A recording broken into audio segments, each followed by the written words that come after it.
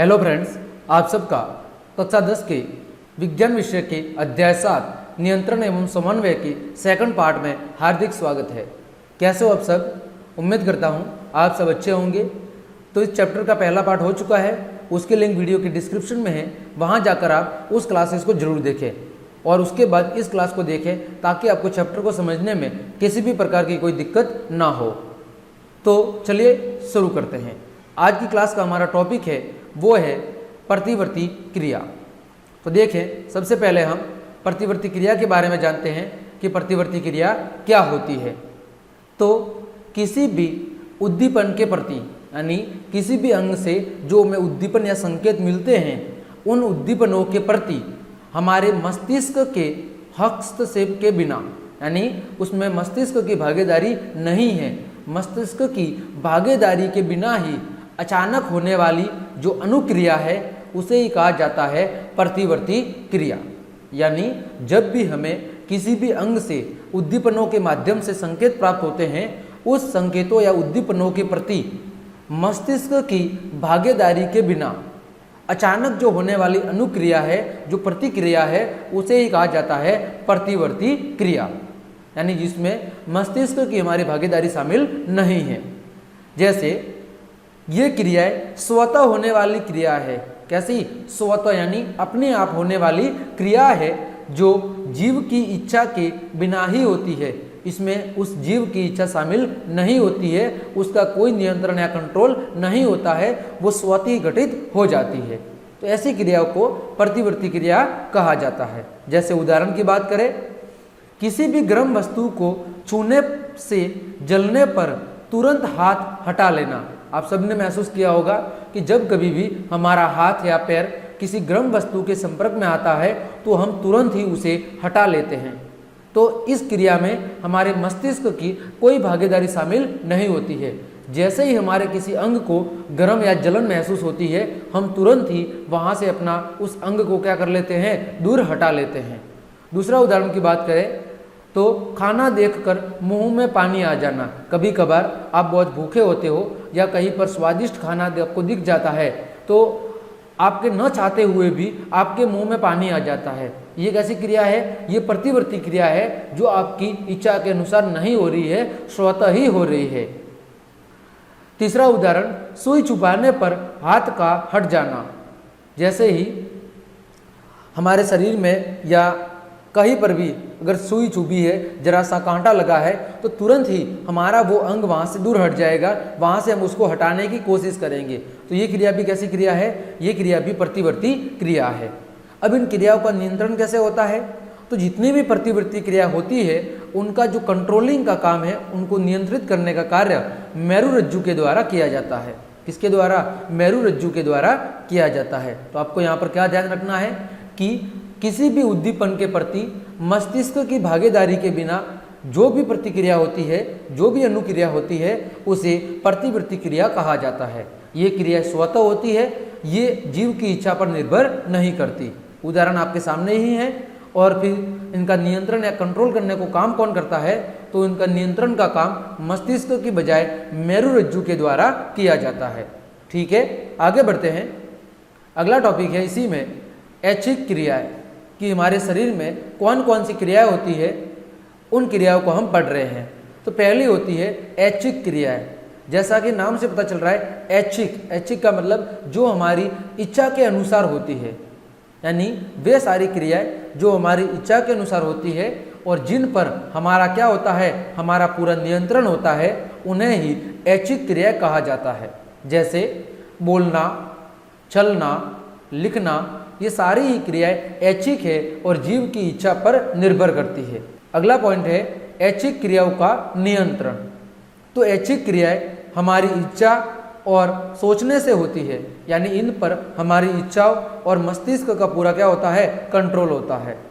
इसीलिए इनका नियंत्रण हमारे सोचने वाले भाग अग्र मस्तिष्क के द्वारा किया जाता है। यानी कि ऐच्छिक क्रियाओं को नियंत्रित करने का काम मस्तिष्क के एक हिस्से अग्र मस्तिष्क के द्वारा किया जाता है, क्योंकि ये सारी इच्छाएं या सारी जितनी भी क्रिया है वो हमारी इच्छा और हमारे सोचने समझने की क्रिया पर निर्भर करती है। अतः इनका नियंत्रण अग्र मस्तिष्क के द्वारा किया जाता है। अगला बिंदु है अनैच्छिक क्रियाएं। जैसा कि नाम से पता चल रहा है अनैच्छिक, जो हमारी इच्छाओं पर निर्भर नहीं करती है, यानी वे सारी क्रियाएं जो स्वतः हो जाती है, क्या होती है, स्वतः होती रहती है और जिन पर हमारा कोई नियंत्रण या कंट्रोल नहीं होता है, उन्हें अनैच्छिक क्रियाएं कहा जाता है।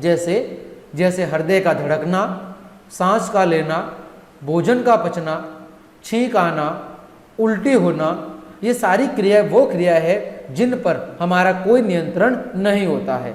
ठीक है, तो बात करें इनके नियंत्रण की, तो फिर अनैच्छिक क्रियाओं का नियंत्रण करता कौन है आखिर? तो जितनी भी अनैच्छिक क्रियाएं है उनका नियंत्रण मध्य मस्तिष्क और पश्च मस्तिष्क के द्वारा किया जाता है। आप सब जानते भी होंगे कि मानव मस्तिष्क के मुख्यतः 3 भाग होते हैं, अग्र मस्तिष्क, मध्य मस्तिष्क और पश्च मस्तिष्क। तो अग्र मस्तिष्क के द्वारा ऐच्छिक क्रियाओं का कंट्रोल किया जाता है, जबकि मध्य मस्तिष्क और पश्च मस्तिष्क के द्वारा अनैच्छिक क्रियाओं को कंट्रोल किया जाता है। अगला हमारा बिंदु है प्रतिवर्ती चाप। क्या लिखा है? प्रतिवर्ती चाप। तो होता क्या है देखें, प्रतिवर्ती क्रियाओं के, कौन सी क्रियाएं? प्रतिवर्ती क्रियाएं। तो प्रतिवर्ती क्रियाओं के आगम संकेतों का पता लगाने और निर्गम क्रियाओं के करने के लिए संवेदी तंत्रिका कोशिका और प्रेरित तंत्रिका कोशिका मेरुरज्जु के साथ मिलकर एक पथ यानी मार्ग या रास्ते का निर्माण करती है, जिसे प्रतिवर्ती चाप कहा जाता है। फिर से समझो क्या लिखा हुआ है कि प्रतिवर्ती क्रियाओं में जो आगम संकेत होते हैं, जो आने वाले संकेत हैं, जो अंगों से हमें प्राप्त होते हैं उद्दीपन, उन उद्दीपन या उन आने वाले संकेतों का पता लगाना और फिर निर्गम क्रियाओं जो मस्तिष्क अथवा मेरुरज्जु के द्वारा आदेश दिए जाते हैं, उन निर्गम क्रियाओं के करने के लिए जो हमारी संवेदी तंत्रिका कोशिका होती है, जो क्या करती है, जो अंग से मस्तिष्क अथवा मेरुरज्जु की ओर संदेशों को ले जाती है, और दूसरी होती है प्रेरक या प्रेरित तंत्रिका कोशिका। वो क्या करती है, उन मस्तिष्क अथवा मेरुरज्जु से प्राप्त आदेशों को फिर से ग्राही कोशिकाओं तक लेके आती है। तो ये कोशिकाएं किसके साथ? मेरुरज्जु के साथ मिलकर क्या बनाती है? एक पथ या मार्ग का निर्माण करती है, जिनसे उद्दीपनों का और आदेशों का क्या होता है? परिवहन होता है मस्तिष्क तक, जिसे ही कहा जाता है प्रतिवर्ती चाप। देखो आपको चित्र दिख रहा होगा, जैसे यहाँ पर एक गर्म वस्तु रखी गई है, जैसे ही हमारा हाथ या त्वचा इसके संपर्क में आती है तो त्वचा में क्या होता है? त्वचा में ग्राही कोशिकाएं पाई जाती है। यहाँ पर कौन सी होगी? ऊष्माग्राही कोशिकाएं। वो क्या करेगी? वो ऊष्मा या दर्द का महसूस करेगी। किसको महसूस करेगी? ऊष्मा या दर्द को महसूस करेगी। जैसे ही ये ग्राही कोशिकाएं ऊष्मा को महसूस करेगी, ये सूचना या ये उद्दीपन संवेदी तंत्रिका कोशिकाओं के माध्यम से कहाँ पहुँचा दिए जाएंगे? मेरुरज्जु तक पहुँचा दिए जाएंगे। देखो यहाँ से ये प्राप्त होंगे और ये कहाँ पहुँचा दिए जाएंगे? इन संवेदी तंत्रिका कोशिकाओं के माध्यम से मेरुरज्जु तक पहुँचा दिए जाएंगे और फिर मेरुरज्जु के द्वारा ये संदेश मस्तिष्क तक पहुँचा दिए जाएंगे। ठीक है, अब मस्तिष्क के द्वारा इसकी प्रतिक्रिया के रूप में जो भी आदेश प्राप्त होंगे वो पुनः मेरुरज्जु तक आएंगे।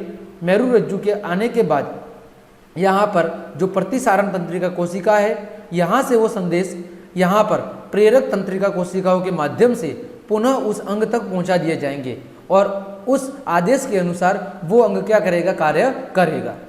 तो इस प्रकार का जो ये एक मार्ग बन रहा है, जिससे एक पथ बन रहा है, इसी पथ को कहा जाता है प्रतिवर्ती चाप। ठीक है, आगे बढ़ रहे हैं। जंतुओं में प्रतिवर्ती चाप एक दक्ष प्रणाली अथवा जंतुओं में प्रतिवर्ती चाप की उपयोगिता, कि जंतुओं में इस प्रतिवर्ती चाप की उपयोगिता क्या है, इसका महत्व क्या है या इसका काम क्या है, इसको हम समझने की थोड़ी कोशिश करते हैं। देखें तो अधिकांश जंतुओं में प्रतिवर्ती चाप इसलिए विकसित हुआ है क्योंकि इनके मस्तिष्क के सोचने समझने का जो प्रक्रम है, जो प्रक्रिया है, वो बहुत तेज नहीं है। क्या कह रहा है कि अधिकांश जो जंतु है उनमें जो प्रतिवर्ती चाप विकसित हुआ है, इसका एक कारण है कि ज़्यादातर जीव जंतुओं में उनके जो मस्तिष्क के द्वारा सोचने समझने की जो क्रिया है वो बहुत तेज नहीं है, यानी उनमें सोचने समझने की जो क्षमता है या जो ये प्रक्रिया है वो थोड़ी धीरे धीरे होती है। ठीक है, वास्तव में अधिकांश जंतुओं में सोचने के लिए आवश्यक जटिल न्यूरॉन जाल या तो अल्प है या फिर क्या होता है? अनुपस्थित। यानी कि अधिकांश जो जीव जंतु है उनमें सोचने के लिए जो आवश्यक न्यूरॉन है, जटिल न्यूरॉनों का जो संरचना है, या तो वो बहुत ही कम है या फिर क्या है, अनुपस्थित है। अतः स्पष्ट है कि वास्तविक विचार प्रक्रम की अनुपस्थिति में प्रतिवर्ती चाप का दक्ष कार्य प्रणाली के रूप में क्या हुआ है, विकास हुआ है। यानी जब तंत्रिका कोशिकाओं की या तो कमी होती है या वो अनुपस्थित होती है तो संदेशों का जो परिवहन है वो बहुत तेजी से नहीं हो पाता, और उसी अनुपस्थिति की वजह से या उसी प्रक्रिया या उस तंत्र की कुछ कमी हो जाने के कारण जीवों में प्रतिवर्ती चाप का एक दक्ष कार्य प्रणाली के रूप में क्या हुआ है, विकास हुआ है। ठीक है, ताकि विभिन्न अंगों और मस्तिष्क और मेरुरज्जु के बीच में जो संदेशों का परिवहन है वो जितना जल्दी हो सके उतना हो सके, और उतनी ही जल्दी से उसके खिलाफ क्या हो, प्रतिक्रिया या अनुक्रिया संपन्न हो सके। आगे बात करते हैं, यद्यपि जटिल न्यूरॉन जाल के अस्तित्व में आने के बाद भी प्रतिवर्ती चाप तुरंत अनुक्रिया के लिए एक अधिक दक्ष प्रणाली के रूप में कार्य करता है। आगे बता रहा है कि हालांकि कुछ जीवों में जो न्यूरॉन का जाल होता है वो बहुत ही जटिल होता है और विस्तृत होता है, लेकिन फिर भी उन जीवों में भी जो प्रतिवर्ती छाप है वो तुरंत अनुक्रिया के लिए एक दक्ष प्रणाली के रूप में कार्य करता है। अर्थात जंतुओं में सोचने की जो शक्ति है वो बहुत कम या क्या होती है, क्षीण होती है, जिससे वे तुरंत अनुक्रिया कर अपना बचाव नहीं कर सकते। क्या कर रहा है कि अधिकांश जो जंतु है उनमें सोचने समझने की जो शक्ति है वो या तो बहुत ही कम होती है या फिर क्या होती है, क्षीण होती है। मतलब क्या हुआ कि इसकी वजह से होता क्या है कि जब भी उन्हें कोई भी उद्दीपन या संकेत अंग से माध्यम से मिलता है तो फिर वो संकेत पहले मस्तिष्क अथवा मेरुरज्जु तक पहुंचता है, और वहां से जो आदेश मिलता है अनुक्रिया के लिए, वो अनुक्रिया वो आसानी से संपन्न नहीं कर पाता, यानी कि बहुत ही जल्दी वो संपन्न करने में क्या होता है, असमर्थ, क्योंकि उसकी जो संचार प्रणाली है वो इतनी प्रभावी नहीं होती है, तो फिर वो अपना बचाव नहीं कर पाता। मतलब क्या है, जैसे आप किसी गर्म वस्तु से जल गए और समझ लीजिए आपका तंत्रिका जो तंत्र है वो सही से कार्य नहीं कर रहा है, तो इसकी सूचना देरी से पहुंचेगी आपके मस्तिष्क अथवा मेरुरज्जु तक, और जितनी सूचना देरी से पहुंचेगी उतना ही देरी से क्या होगा, उसके अनुसार क्या होगा, अनुक्रिया या प्रतिक्रिया आदेश के रूप में जारी होगी मस्तिष्क अथवा मेरुरज्जु के द्वारा। तो तंत्रिका तंत्र कमजोर है तो वो आदेश या अनुक्रिया भी उस अंग तक धीरे धीरे पहुंचेगी, और जब उसको पहुंचने में जितना अधिक समय होगा आपका जो नुकसान है, आपकी जो जलने की संभावना है वो उतनी ही क्या होगी, अधिक होगी। तो ऐसा नहीं हो इसके लिए ही प्रतिवर्ती चाप एक दक्ष प्रणाली के रूप में जंतुओं में कार्य करता है। अतः इस कमी को पूरा करने के लिए ही अधिकांश जो जंतु है उन जंतुओं में प्रतिवर्ती चाप एक दक्ष प्रणाली के रूप में कार्य करता है, ताकि सूचनाओं का जो परिवहन है वो आसानी से हो सके और किसी भी प्रकार की घटना के खिलाफ उसकी जो अनुक्रिया है, जो प्रतिक्रिया है वो तुरंत ही संपन्न हो सके। उम्मीद करता हूँ ये बातें आपको अच्छे से समझ में आई होगी। तो आज की क्लास में हमने प्रतिवर्ती क्रिया और प्रतिवर्ती चाप के बारे में पूरा विस्तृत अध्ययन करने की पूरी कोशिश की है। उम्मीद करता हूँ आपको ये अच्छे से समझ में आया होगा। तो क्लास देखने के लिए आप सभी को धन्यवाद। अगर आपको क्लास पसंद आई है तो लाइक, कमेंट, शेयर और सब्सक्राइब जरूर ठोक दें। साथ ही आप मुझे FB, इंस्टा, ट्विटर और टेलीग्राम पर भी फॉलो कर सकते हैं। धन्यवाद।